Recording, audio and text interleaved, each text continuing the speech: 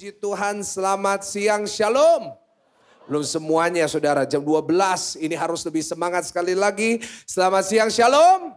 Tuhan Yesus baik, amin.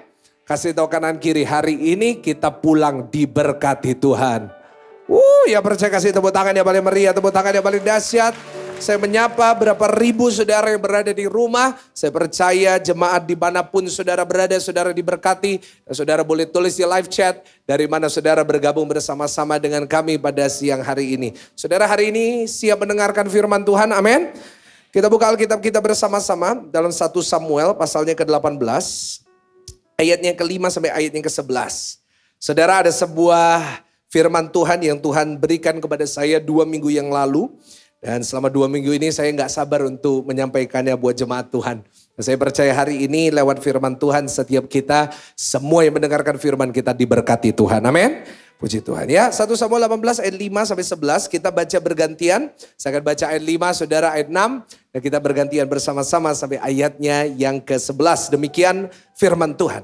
Daud maju berperang dan selalu berhasil kemana juga Saul menyuruhnya.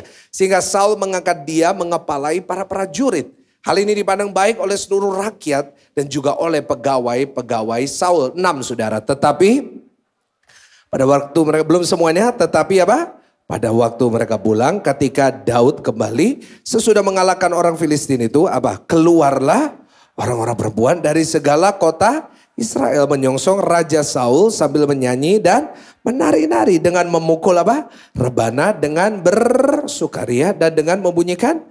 Dan perempuan yang menari-nari itu menyanyi berbalas-balasan. Katanya, Saul mengalahkan beribu-ribu musuh. Tetapi Daud berlaksa-laksa 8. Lalu bangkitlah amarah Saul dengan sangat. Dan perkataan itu, coba ngomong sama kanan kiri. Jangan sebel hatinya, ya kan? Dikatakan apa? Sebab pikirnya apa? Sama-sama. Kepada Daud diperhitungkan mereka berlaksa-laksa. Tetapi kepadaku diperhitungkannya beribu-ribu. Akhir-akhirnya jabatan raja itu pun jatuh. Sejak hari itu maka Saul selalu mendengki Daud 10. Keesokan harinya roh jahat yang daripada Allah itu berkuasa atas Saul. Sehingga apa? Ia kerasukan di tengah-tengah rumah. Sedang Daud main kecapi seperti sehari-hari. Adapun Saul ada tombak di tangannya. 11 sama-sama. 1, 2, 3. Saul melemparkan tombak itu karena pikirnya apa? Baiklah, aku menancapkan Daud ke dinding. Tetapi Daud mengelakkannya sampai 2 kali. Yang setuju sama-sama kita katakan? Hari ini saya mau membawakan satu firman buat saudara semua. Saya beri judul mengambil kembali sukacitaku. Boleh ulangin sama-sama? 1, 2, 3. Mengambil kembali apa? Coba kasih tahu kanan kiri. Ayo bersukacita. Ayo. Coba lihat muka kanan kiri. Sukacita atau enggak? Karena dari tadi dari awal saya lihat beberapa jemaat mukanya coba gini. Saya percaya orang Kristen pasti bersukacita. Amin. Saya percaya kemanapun orang Kristen pergi, dia bukan orang-orang yang lesu. Tetapi kemanapun orang Kristen pergi, pasti penuh dengan sukacita. Dia boleh punya masalah, persoalan, dia tetap tersenyum. Kenapa? Karena dia tahu Tuhan pasti buka jalan. Tuhan pasti menyediakan jalan yang terbaik buat dirinya. Tepuk tangan yang lebih mantap buat Tuhan Yesus. Yes. Saya yakin dan percaya sukacita Tuhan ada buat orang yang dipenuhi Roh Kudus. Amin.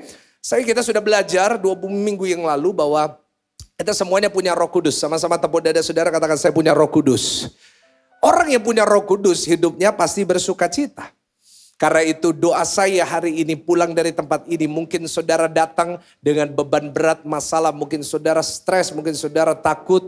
Mungkin saudara penuh dengan kekhawatiran. Pulang dari tempat ini pulang dengan sukacita. Amin.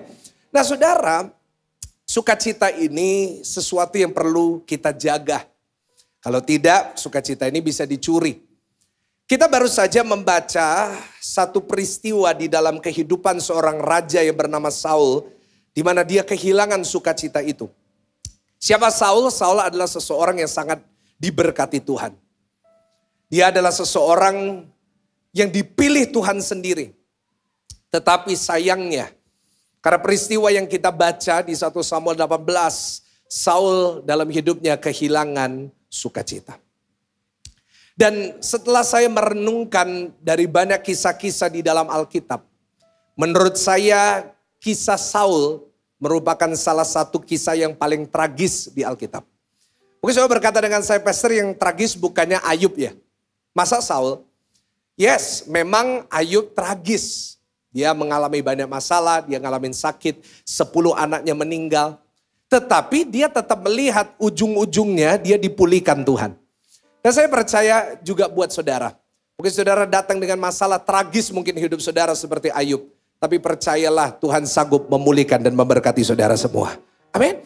Nah, but the problem is Saul hidupnya tidak dipulihkan. Tetapi di mana hidupnya pada awalnya grafisnya naik. Dia dipilih Tuhan, dia diberkati Tuhan, dia jadi raja. Tetapi sejak apa yang kita baca dalam 1 Samuel 18, hidupnya tidak menaik tetapi menurun. Bahkan nanti kalau saudara baca seluruh kisah Saul, saya kasih saudara PR, ya belajar tentang kisah hidup Saul. Pada akhir hidupnya dia matinya bunuh diri. Karena dia lagi di medan pertempuran dan dia lihat bahwa pasti kalah tentara yang dia pimpin. Dia lihat dia berperang, lalu tiba-tiba anaknya dibunuh oleh musuh. Lalu dia berkata, lebih baik aku membunuh diriku sendiri daripada aku dibunuh oleh musuh. Dan akhirnya dia menusukkan pedang itu di dalam tubuhnya sendiri dan matilah ia. Sangat tragis sekali dari seseorang yang seharusnya dipilih oleh Tuhan. Saudara, penurunan hidupnya dimulai di ayat yang kita baca. Di mana dia mulai dengki hati. Di mana dia mulai marah hatinya, sebal hatinya. Dan itu menyebabkan dia hidupnya untuk terus menurun. Padahal dia seseorang yang diberkati. Saudara, siapa Saul? Saul ini anaknya orang kaya. Aduh, firman Tuhan berkata, coba buka 1 Samuel pasalnya yang ke-9 ayatnya yang pertama. Coba kita lihat. 1 Samuel 9 ayatnya yang pertama. Coba ya. Kita mau kenalan dulu nih sama yang namanya Saul. Ayo baca sama-sama dengan saya. 1, 2, 3. Ada seorang dari darah Benyamin. Namanya siapa? Kis bin Abdiel bin Zerar bin Bakara. Ya, kayak ada parfum namanya Bakara, ya kan? Bin Afia. Seorang suku Benyamin. Seorang yang berada, dalam bahasa Inggris berada disebut influential and wealthy. Artinya berpengaruh dan sangat kaya sekali. Wah. Nah, ayat 2. Ngapain disebut orang ini? Nah, orang ini ada anaknya laki-laki. Namanya siapa? Belum semuanya. Namanya siapa? Saul. Nah, ini Saul yang dimaksud. Seorang yang muda, yang elok rupanya. Waduh. Dalam bahasa Inggrisnya, a very, very handsome man.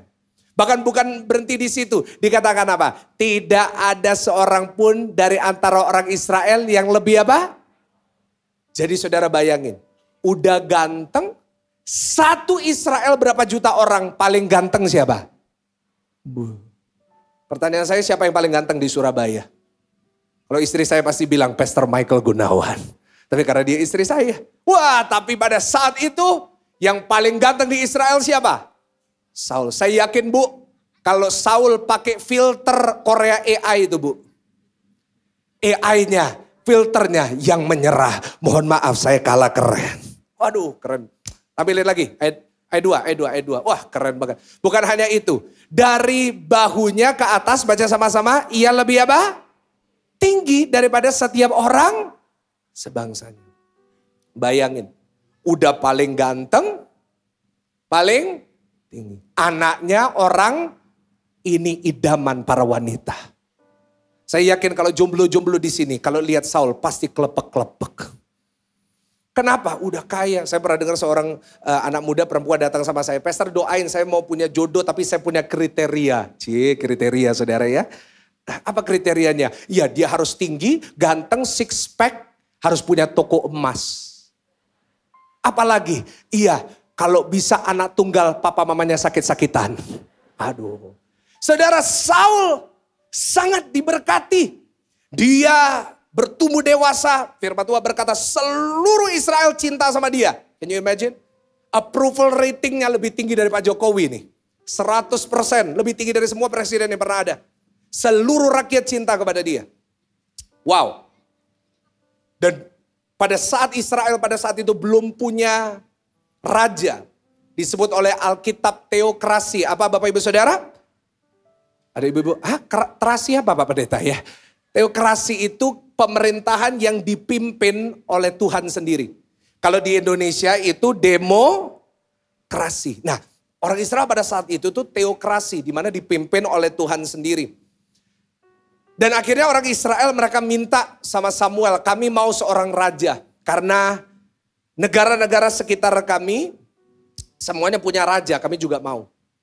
Akhirnya Samuel berdoa kepada Tuhan dan Tuhan memilih yang paling ganteng, paling tinggi, anaknya orang kaya. Siapa namanya saudara? Saul. Udah jelas. Dan akhirnya apa yang terjadi? Samuel mengurapi Saul. Setelah diurapi firman Tuhan digenapi, roh Allah nyata atas dia. 1 Samuel 10 ayat 10. Wow. Kalau ini menurut saya ini merupakan fairy tale come true.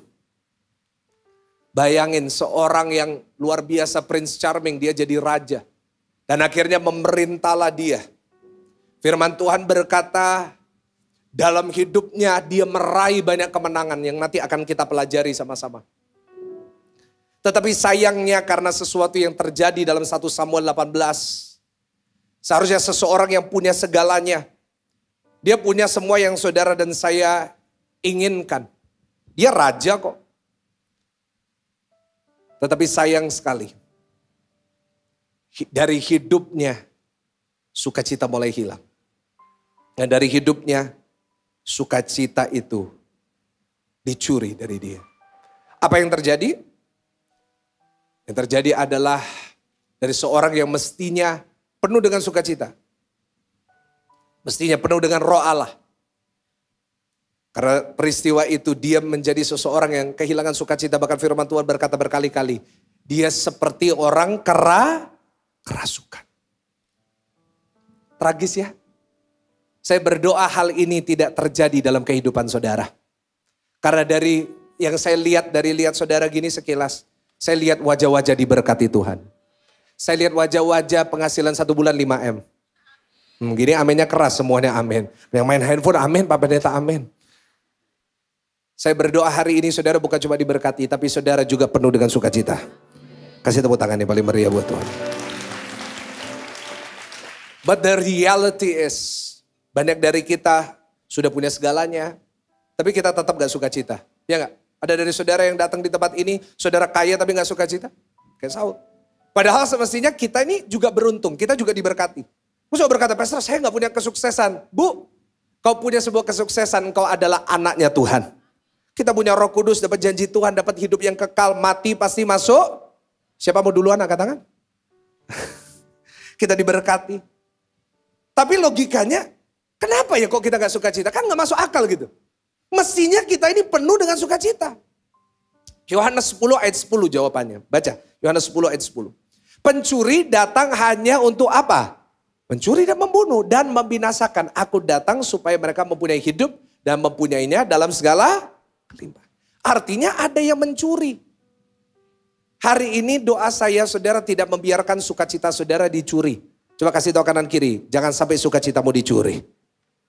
Siapa yang mencuri? Iblis. Dalam kasus Saul, roh jahat. Hari-hari ini iblis. Loh, Pastor kita punya Roh Kudus kok bisa dicuri sukacitanya? Sederhana. Karena kita tidak berjaga-jaga dan berdoa. Saya udah pernah khotbah 3-4 minggu yang lalu. Menang dalam peperangan dalam pikiran. Kadang-kadang kita yang gak jaga-jaga, kita gak berdoa. Karena itu yang mestinya sukacita itu hadiah dari Tuhan buat kita. Buat dari Roh Kudus buat kita. Kita tidak pernah menikmatinya. Saya mau kasih tahu orang yang hidupnya gak sukacita itu rugi besar. Kenapa? Karena sukacita itu datangnya dari Tuhan. Yang setuju katakan amin. Strategi iblis banyak mencuri sukacita saudara. Bahkan hari-hari ini pun saudara kembali nanti ke rumah. Iblis selalu punya cara untuk mencuri. Iblis itu pinter, lebih tua dari saudara. Dia lebih punya tipu muslihat daripada kita. Karena itu saya tunjukin sama saudara dari Alkitab. Bagaimana iblis strategi mencuri sukacita saudara. Kalau hari ini ada saudara yang gak sukacita, coba diperiksa. Yang pertama, strategi iblis untuk mencuri sukacita saudara. Yang pertama adalah dia membuat kita hanya melihat yang negatif. Ulangin sama-sama, hanya membuat kita lihat yang apa? Kita jadinya, ya kita nggak pernah jaga-jaga. Kita cuma lihatnya segala sesuatu itu yang negatif. Dari pekerjaan kita lihatnya yang negatif. Kadang-kadang di rumah tangga juga gitu. Suami lihat istri, lihatnya hanya yang apa? Pak, jangan pura-pura gak dengar, Pak. Pak, lihatnya hanya yang negatif. Kita lihat istri kita lihat terus. Dulu waktu menikah perasaan badannya kayak gitar Spanyol ya. Langsing. Sekarang kok kayak bass ya. Kok jadi gini? Ya gak Bu? Kadang-kadang lihat suami juga lihatnya yang negatif tok. Dulu perasaan waktu menikah rambutnya kayak Elvis Presley masih tebal dan tinggi. Sekarang kok jarang ya rambutnya ya. Halo. Kita lihat anak kita waktu kecil kita sayang sama anak kita. Tapi lama-lama kita lihat anak kita. Kok sesuai mencet no ya anakku ini ya. Cilik digede no gede gak bisa dicilik no. Kadang-kadang membuat kita lihat yang negatif. Kita dapat pekerjaan, selalu lihatnya yang negatif. Ya enggak? Kita lihat pekerjaan kita, aduh soro pekerjaanku ini. Aduh menderita aku di pekerjaanku. Padahal dulu waktu kita gak punya kerjaan, kita kepingin punya. Tapi kita selalu lihatnya yang negatif. Yang kedua, kita selalu membandingkan hidup kita sama orang lain. Iblis strateginya gampang, tinggal buat saudara bandingin hidup saudara sama orang lain. Kita selalu jadi jealous sama orang. Contoh, orang rambut keriting, rambutnya kepingin apa? Smoothing. Di smoothing setiap hari. Orang rambutnya lurus mau diapain? Dicatok geter sampai tangannya melok geter saudara. Orang kulitnya putih, kepingin hitam, eksotis. Tapi orang yang kulitnya hitam ingin sampai di whitening, sampai mukanya jadi bulat. Kita selalu jadi bandingin hidup kita sama orang lain. Orang ini lebih kaya ya, orang ini lebih sukses ya sekarang ya. Wah padahal dulu orang ini gak sekaya aku, sekarang kok dia bisa kaya. Kita jadi bandingin diri kita sama. Dan yang ketiga, membuat kita khawatir akan hari esok. Halo. Iblis buat kita khawatir, hari tua kita khawatirin, semuanya kita khawatirin. Jadi semua kita khawatirin. Dan akhirnya membuat kita bikin senario-senario. Mau pergi liburan aja gak bisa tenang. Kompornya wis tak pateni gak ya? Akhirnya waduh, nah kompornya gak dipateni, nanti rumahnya kebakaran. Waduh nanti papaku sakit jantung, nanti anaknya sakit jantung kabeh, nanti satu keluarga sakit jantung, nanti satu keluarga mati. Loh, dari liburan jadi satu keluarga mati saudara. Kita jadi khawatir. Halo, masuk akal gak sih? Nyambung gak sih? Kita jadi khawatir, aduh nanti kalau aku gini gimana, kalau no. Itu strategi iblis. Percayalah hari ini gak perlu khawatir tentang hari esok. Sebab hari esok saudara sudah dijamin oleh Tuhan Yesus. Kasih tepuk tangan yang paling meriah. Yes. Karena itu hari ini kita mau belajar bagaimana supaya sukacita kita gak dicuri. Ataupun sudah dicuri pun hari ini ambil balik sukacita kita. Amin Bapak Ibu. Karena orang yang mendapat sukacitanya kembali. Dia akan melihat ada suasana surga di rumah. Ulangin sama-sama, tampilin slide-nya. Apa? Ada suasana apa? Tuhan menciptakan keluarga, dengar saya baik Bapak Ibu. Tuhan menciptakan keluarga supaya kita yang belum masuk surga bisa merasakan surga. Gak ada yang amin, kenapa? Tapi banyak orang-orang Kristen hari ini rumah tangganya bukan suasana surga. Tapi suasana, nah saudara ngomong bukan saya. Neraka, suami istri ribut terus. Ya, orang tua dengan anak ribut. Mertua dan menantu ribut. Akhirnya apa yang terjadi? Satu keluarga stres. Kenapa? Di rumahnya gak ada yang suka cita. Suami gak suka cita, istri gak suka cita. Anak juga otomatis gak suka cita Pak, Bu. Sukanya jadi marah-marah. Ya suami marahin istri marahin anak-anak, marahin pembantu marahin beleki. Semuanya jadi stres. 4 orang stres kumpul di rumah. Rumahnya jadi rumah sakit. Jangan pura-pura gak nyambung saudara. Saya ngulangin terus karena memang benar. Itu yang terjadi. Yang kedua. Kita butuh sukacita kembali. Kenapa? Karena kita butuh kekuatan. Karena sukacita memberikan kita kekuatan ekstra. Hari-hari ini kita butuh banyak kekuatan. Kita menghadapi masa-masa yang sulit. Ekonomi bukan malah membaik, tapi makin buruk. Firman Tuhan udah ngomong, kita nggak perlu kaget. Iya ya kok zaman tambah susah. Alkitab udah ngomong. Karena itu kita butuh sukacita supaya kekuatan diberikan untuk kita. The joy of the Lord is my strength. Sukacita dalam Tuhan adalah kekuatanku. Kasih tahu kanan kiri, sukacita, sukacita, sukacita. Dan yang ketiga, kita butuh sukacita kembali. Kenapa? Karena sukacita adalah obat yang manjur. Ada yang sakit hari ini? Saudara datang dengan sakit apa? Jantung kah? Apalagi sakitnya? Apa? Panu. Loh, panu. Boleh, panu juga boleh, saudara. Kau boleh datang dengan segala macam penyakit, firman Tuhan berkata, hati gembira adalah obat. Saat engkau bersukacita, kau akan lihat, kau bukan hanya disembuhkan, tapi engkau akan lihat berkat-berkat makin besar terjadi dalam kehidupan saudara dan saya. Kasih tepuk tangan yang paling meriah. Hari ini siapa yang ingin mengambil kembali sukacitanya? Berapa banyak? Puji Tuhan. Ayo, 2 poin, saya mau tutup dengan ini. 1 Samuel 18 ayat 6 sampai 8. 1 Samuel 18 ayat yang ke-6 sampai ayat yang ke-8. Tapi pada waktu mereka pulang ya, ayo perhatikan di screen.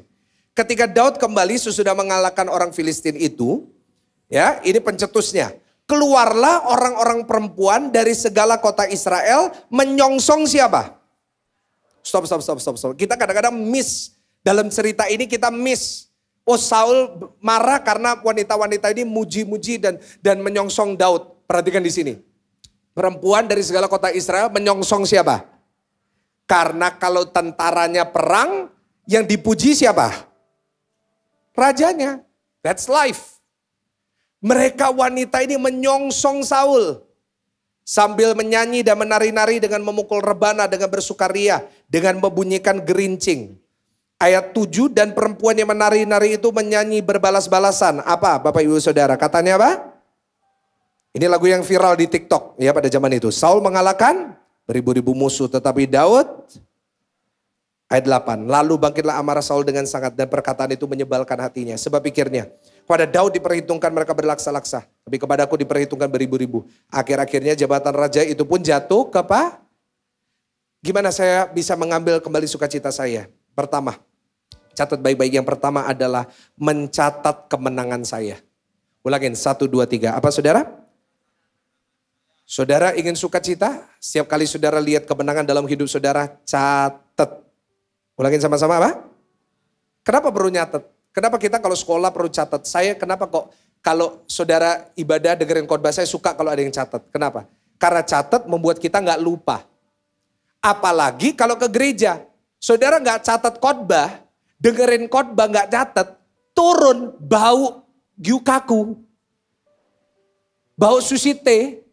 Udah, amsyong tuh khotbah saudara. Khotbahnya apa? Gak tahu apa ya, menari-nari gitu loh.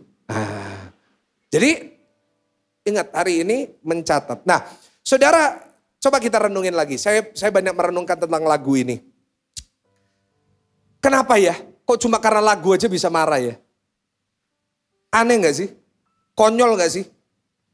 Dia tersinggung karena satu lagu tuh sesuatu yang kecil. Nah lihat, orang yang tidak suka cita, hal kecil jadi besar, jadi makin besar. Bukan makin kecil. Lihat, Saul tersinggung karena sebuah lagu. Bayangin, padahal lagunya gak dibuat untuk menyindir Saul. Tapi memang untuk merayakan kemenangan Israel atas Filistin. Dan Daud disebut kenapa? Ya jelas karena Daud yang memimpin perang, Saul gak ikut. Tetapi lagu ini bisa buat dia marah. Gitu. Masa yang namanya Daud dibilang berlaksa-laksa, aku cuma ribuan. Padahal saudara kalau dia tahu kebenaran, kalau dia penuh dengan sukacita, dia gak akan marah tentang lagu itu. Kenapa? Karena dia tahu kebenaran. Orang yang tahu kebenaran hidupnya pasti sukacita. Karena kebenarannya apa Bapak Ibu? Coba lihat. Kebenarannya Saul mengalahkan lebih banyak daripada Daud. Saya ulangi sekali lagi.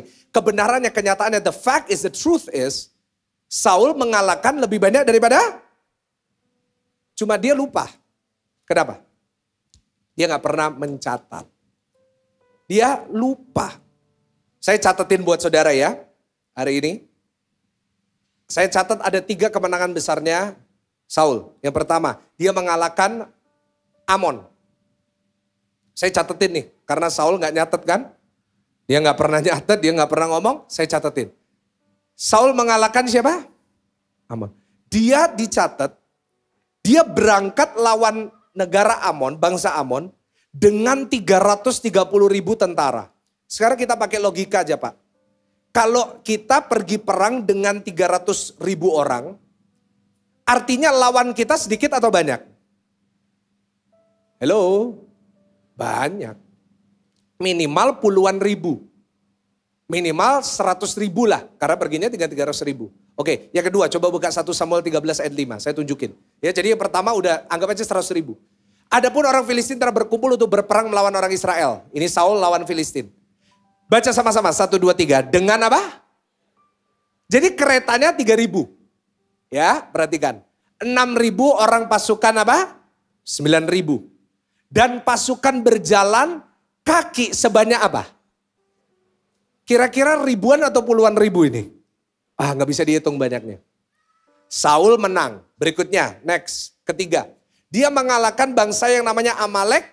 Dia berangkat dengan 210.000 tentara. Kira-kira kalau berangkat dengan 200.000, lawannya besar atau kecil? Besar banget. 3 ini aja kita udah ngumpulin kurang lebih berapa ratus ribu. Daud cuma berapa puluh ribu. Bahkan perhatikan 1 Samuel 14 ayat 47 sampai 48. Sampai yang mencatat itu Samuel. Yang mencatat bukan Saul, yang mencatat itu Samuel. Dikatakan setelah Saul mendapat jabatan raja atas Israel, maka berperanglah ia ke segala penjuru melawan segala musuhnya. Melawan Moab, Amon, Edom, raja-raja Zoba, orang Filistin. Kemanapun ia pergi, baca sama-sama, ia selalu, ayat 48. Ia melakukan perbuatan yang gagah perkasa. Memukul kala orang Amalek. Melepaskan Israel dari tangan-tangan orang yang merampasi mereka. Can you imagine? Dalam pemerintahannya aja, astaga Tuhan. Dia udah ngalahin berapa ratus ribu orang. Tapi karena satu lagu yang cuma lagu yang sederhana. Saul membunuh beribu-ribu, Daud dia bisa marah seperti orang kerasukan. Alasannya sederhana, karena dia tidak pernah mencatat. Karena dia melupakan. Dia orangnya sering lupa. Tahu dari mana?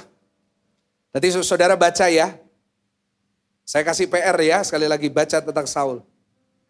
Saul itu melihat Daud mengalahkan Goliat.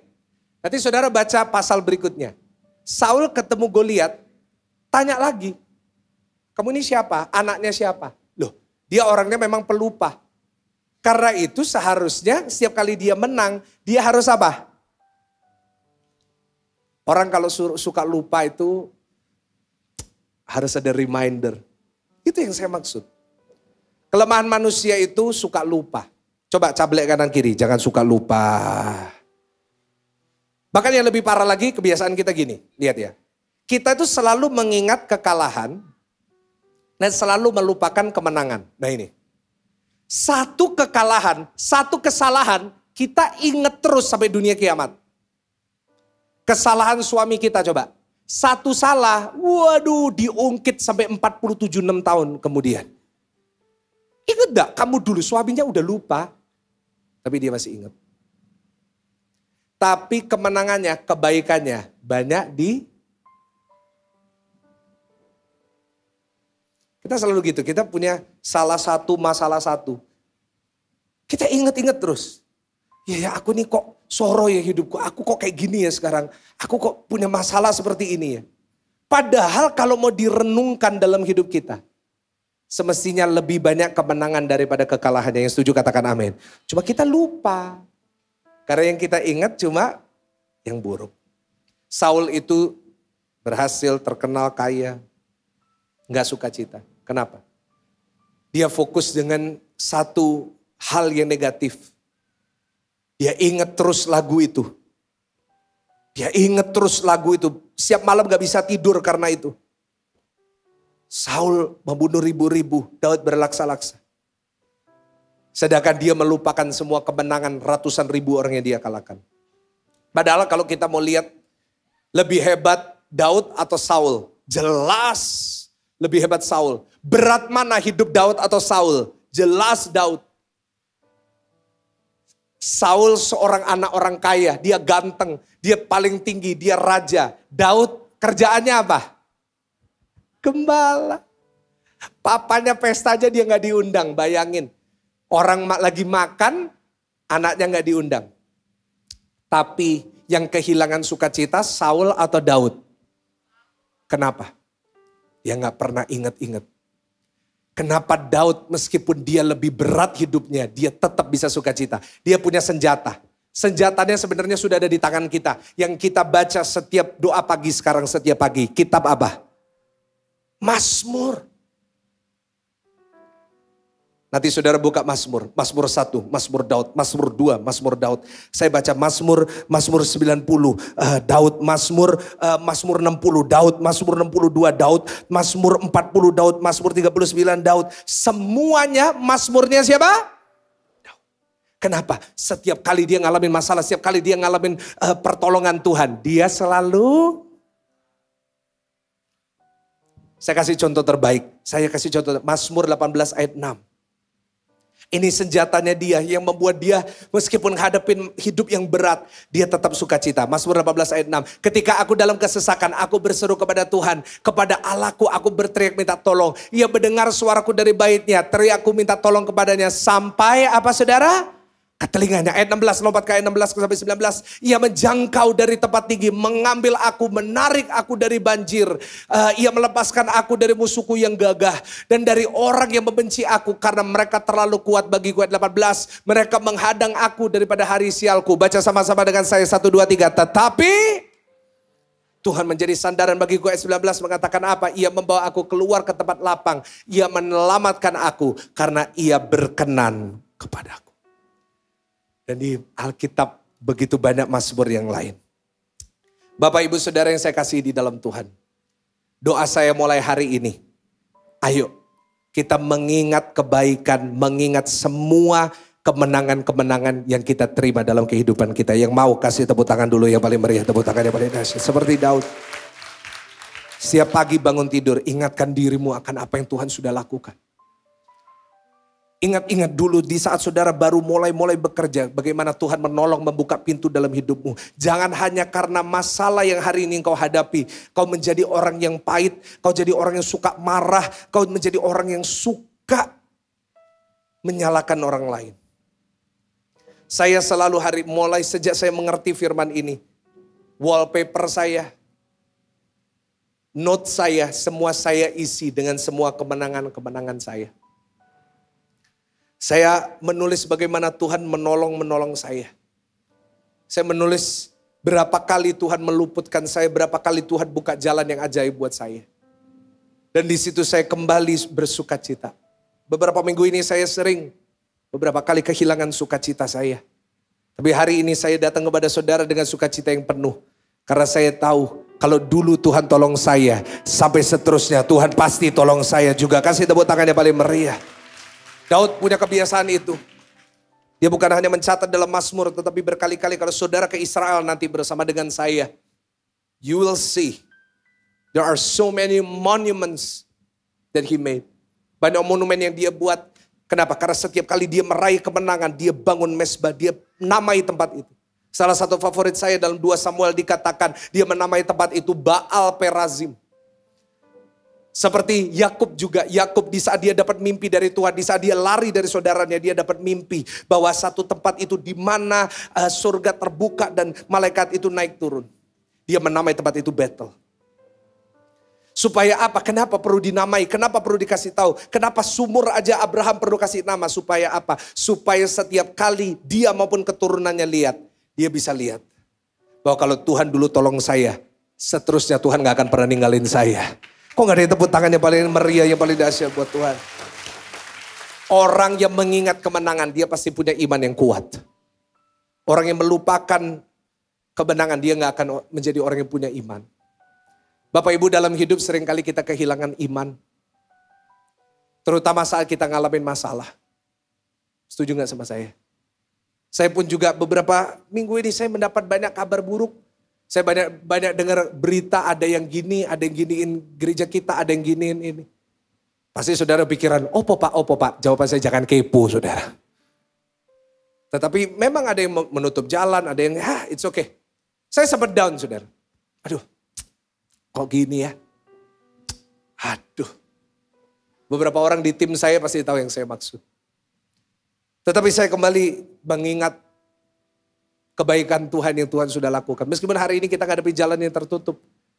Kalau dulu Tuhan buka jalan, sekarang Tuhan juga bisa buka jalan. Setiap kali saya lewat jalan di depan mall sebelah itu, lurus. Kita lihat Pakuan Mall. Di depan, kalau saudara lihat Pakuan Mall itu di tengah-tengah pasti ada seperti satu yang bulat itu. Tahu gak itu gereja kita? Tahu nggak, kalau kita bisa ada di tempat ini, itu karena Tuhan buka jalan, kemurahan Tuhan yang luar biasa buat gereja ini. Tepuk tangan yang paling luar biasa.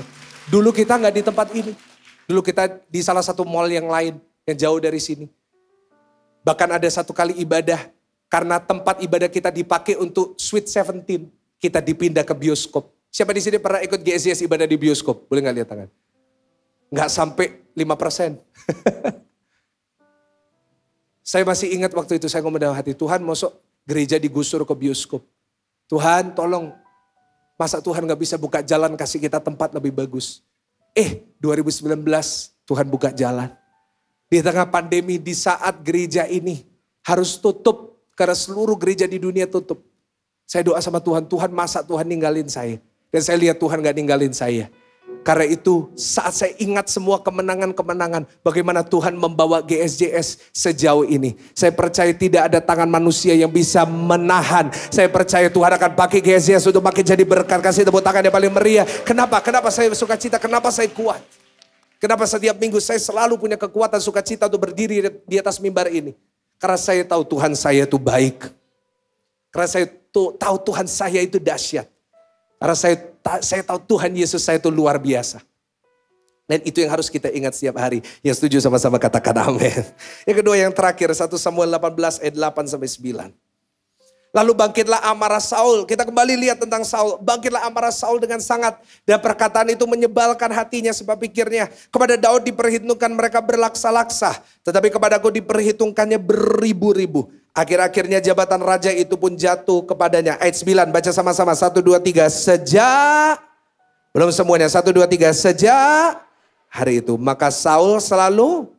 Dia mulai iri hati dengan Daud. Yang pertama. Catat kemenanganmu.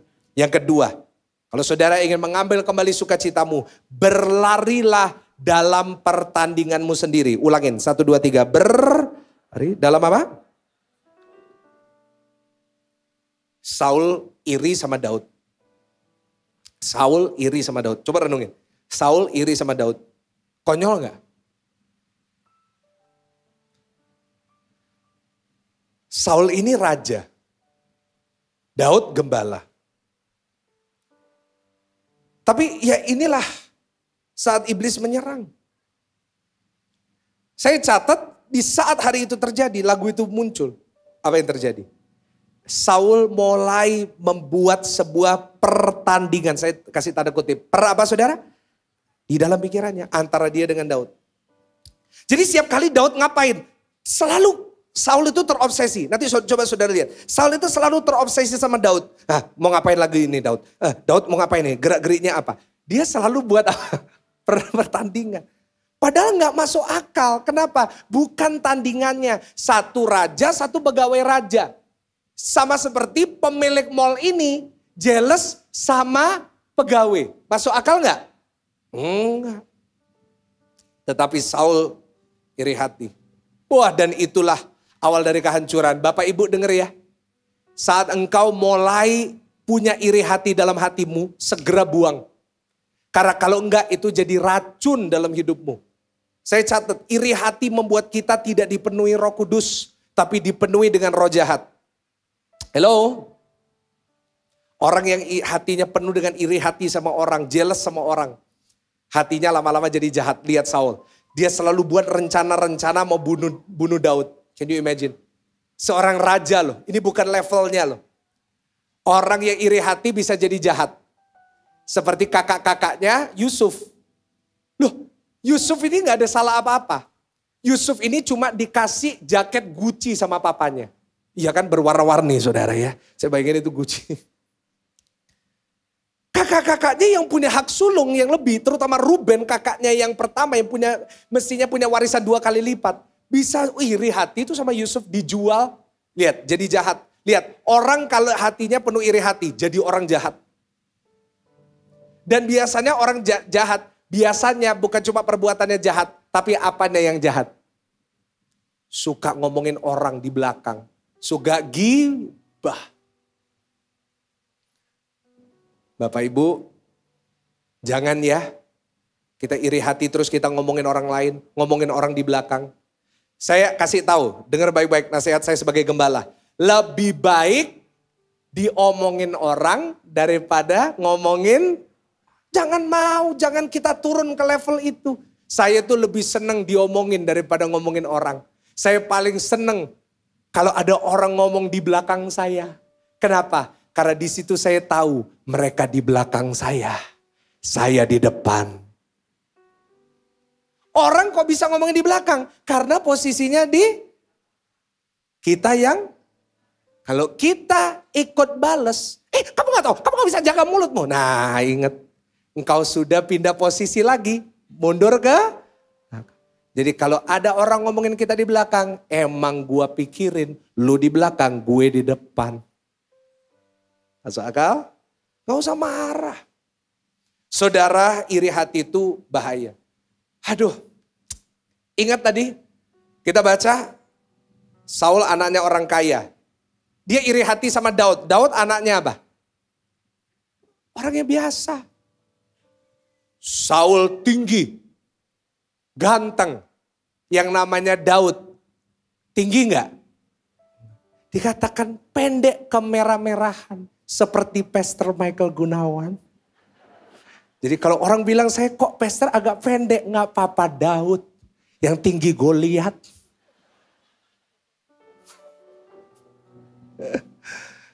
Ngapain loh orang ganteng tinggi jealous sama yang biasa. Kemerah-merahan itu bahasa sopan. Mestinya aslinya itu ya Daud itu Japuto. Lumayan itu kata menghaluskan. Aduh. Tapi itulah iri hati. Saudara, jangan kita punya kebiasaan bertanding sama orang. Yang setuju sama-sama katakan amin. Kita kadang-kadang bertandingnya itu terus pilih tandingannya juga gak fair. Kita bandingin hidup kita sama orang yang udah lebih dulu mulai sama kita. Kita nih baru mulai kerja jealous sama yang sudah 10 tahun. Kok enak ya dia, loh jelas dia udah kerjanya 10 tahun. You masih sekolah dia udah kerja. Loh jangan jealous. Kita lihat di Instagram, wah enak ya orang ini kok jalan-jalan terus ya, kok keluar negeri terus. Terus kita lihat gitu, belum lihat, dia udah nabung lama. Nah sedangkan kita baru gajian, GoPay later. Kita bandingin gak fair. Saya bahkan catat seperti ini, kita seringkali membandingkan seluruh hidup kita, alur hidup kita dengan cuplikan dari kehidupan orang lain. Sosial media, itu bahaya, kenapa? Sosial media selalu yang diposting itu cuplikan. Ulangin sama-sama apa? Jangan saudara lihat foto-foto teman-teman saudara kok enak ya hidupnya, kok rasanya lebih enak dari aku. Ingat cuma cuplikan. Banyak yang gak diposting. Orang pisah ranjang diposting gak? Orang bertengkar di video dijadikan reels gak? Kita seringkali cuma lihat enaknya orang. Belum kita lihat masalahnya mereka. Kenapa? Kita bandingin hidup kita, ada masalah, ada persoalan sama cuplikannya orang. Jangan. Pasti kita gak seneng, pasti kita gak bahagia, pasti kita gak suka cita. Pasti kita iri. Kenapa? Karena kita bandingin hidup kita sama cuplikannya orang lain. Ingat, hari ini gak perlu hidup banding-bandingin sama orang lain. Yang setuju sama-sama katakan amin. Ingat, Tuhan ciptakan kita semua ini unik. Cablek kanan kiri, kamu tuh unik. Jangan salah, kamu tuh antik memang. Oh jangan beda. Saya kanan kiri, kamu tuh unik. Kita semuanya unik Bapak Ibu. Punya cerita kita masing. Nggak usah bandingin sama teman kita. Aduh temanku tuh loh kayak gini. Kita marah sama suami kita. Kamu tuh loh kok nggak bisa kayak temanku tuh loh. Oh enak. No. Kita semuanya punya cerita kita masing-masing. Yang lagi ditulis sama Tuhan. Ada orang yang mungkin sudah di bab 20, saudara masih bab 10, nggak apa-apa. Orang yang percaya kepada Tuhan, ujung-ujungnya ceritanya penuh harapan dan damai sejahtera. Kasih tepuk tangan, bangkit berdiri bersama-sama, bangkit berdiri bersama-sama, bangkit berdiri bersama-sama. Pesan terakhir, pemain musik naik. WL semua naik, thank you. Jangan, pesan saya ya, jangan kehilangan sukacita saat lihat orang lain berhasil. Ini penting. Jangan pura-pura gak denger ya. Jangan kehilangan sukacita saat lihat orang lain diberkati. Kok enak Tuhan dia kayak gini. Kok enak Tuhan dia gini. Karena saudara tidak akan pernah tahu beban yang dihadapi orang yang saudara lihat. Yes, kelihatannya enak. Tetapi belum tentu kalau saudara di posisi dia, saudara bisa bertahan. Semua orang itu ceritanya lagi ditulis sama Tuhan. Tapi kalau saudara selalu ngomong, enggak Tuhan aku maunya kayak gini. Ceritamu gak selesai-selesai. Kalau saya selalu bandingkan, saya bandingkan sama ini. Loh ya gak ada selesainya. Karena itu saya selalu ngomong sama tim, kita gak perlu bandingkan gereja kita sama gereja ini, gereja itu. Gak perlu. Kenapa? Karena setiap gereja, setiap orang, setiap pelayan Tuhan, semuanya punya ceritanya masing-masing. Jadi kalau lihat orang lain diberkati, jangan marah. Jangan gak terima.